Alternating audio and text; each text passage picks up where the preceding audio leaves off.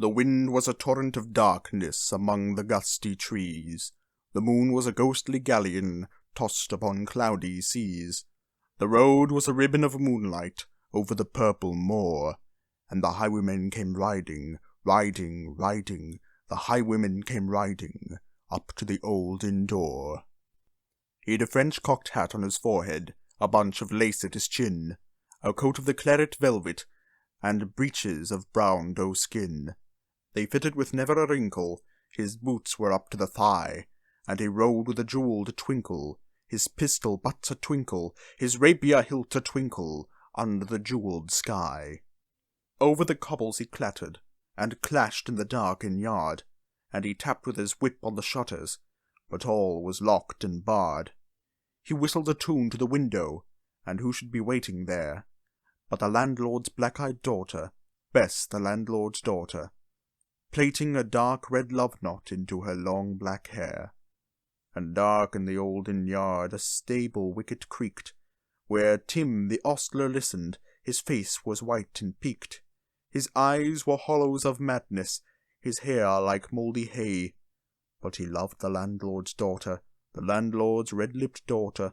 Dumb as a dog he listened, and he heard the robber say, "One kiss, my bonny sweetheart, I'm after a prize tonight, but I shall be back with the yellow gold before the morning light. Yet, if they press me sharply, and harry me through the day, then look for me by moonlight, watch for me by moonlight. I'll come to thee by moonlight, though hell should bar the way." He rose upright in the stirrups, he scarce could reach her hand, but she loosened her hair at the casement. His face burnt like a brand, as the black cascade of perfume came tumbling over his breast, and he kissed its waves in the moonlight, oh sweet black waves in the moonlight. Then he tugged at his rein in the moonlight, and galloped away to the west. He did not come in the dawning, he did not come at noon, and out of the tawny sunset before the rise of the moon, when the road was a gypsy's ribbon, looping the purple moor, a red-coat troop came marching, marching, marching. King George's men came marching up to the old inn door.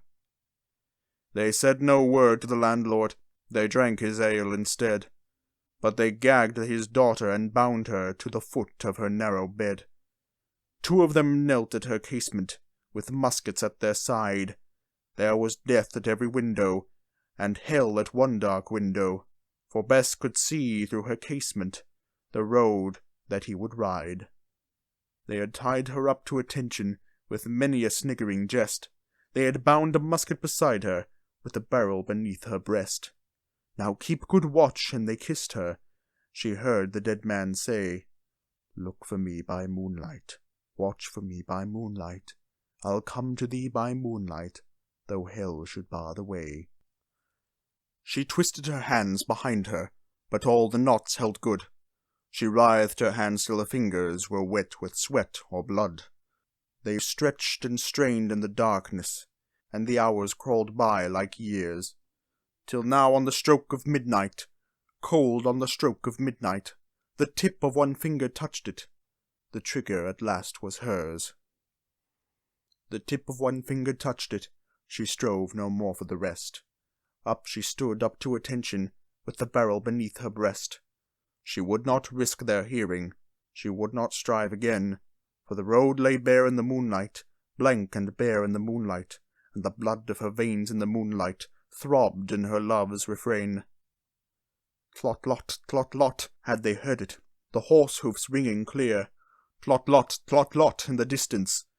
Were they deaf, and they did not hear? Down the ribbon of moonlight, over the brow of the hill, the highwaymen came riding, riding, riding. The redcoats looked to their priming. She stood up, straight and still. Tlot in the frosty silence, tlot in the echoing night. Nearer he came and nearer. Her face was like a light. Her eyes grew wide for a moment. She drew one last deep breath. Then her finger moved in the moonlight. Her musket shattered the moonlight, shattered her breast in the moonlight, and warned him with her death. He turned, he spurred to the west. He did not know who stood, bowed with her head o'er the musket, drenched with her own red blood. Not till the dawn he heard it. His face grew grey to hear how Bess, the landlord's daughter, the landlord's black-eyed daughter, had watched for her love in the moonlight, and died in the darkness there. Back he spurred like a madman, shrieking a curse to the sky, with the white road smoking behind him, and his rapier brandished high.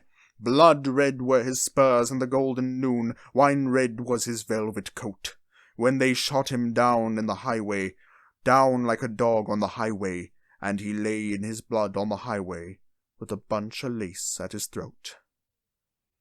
And still of a winter's night they say, when the wind is in the trees, when the moon is a ghostly galleon tossed upon cloudy seas, when the road is a ribbon of moonlight over the purple moor, a highwayman comes riding, riding, a highwayman comes riding up to the olden door. Over the cobbles he clatters and clangs in the darkened yard. He taps with his whip on the shutters, but all is locked and barred. He whistles a tune to the window, and who should be waiting there but the landlord's black-eyed daughter, Bess, the landlord's daughter, plaiting a dark red love knot into her long black hair.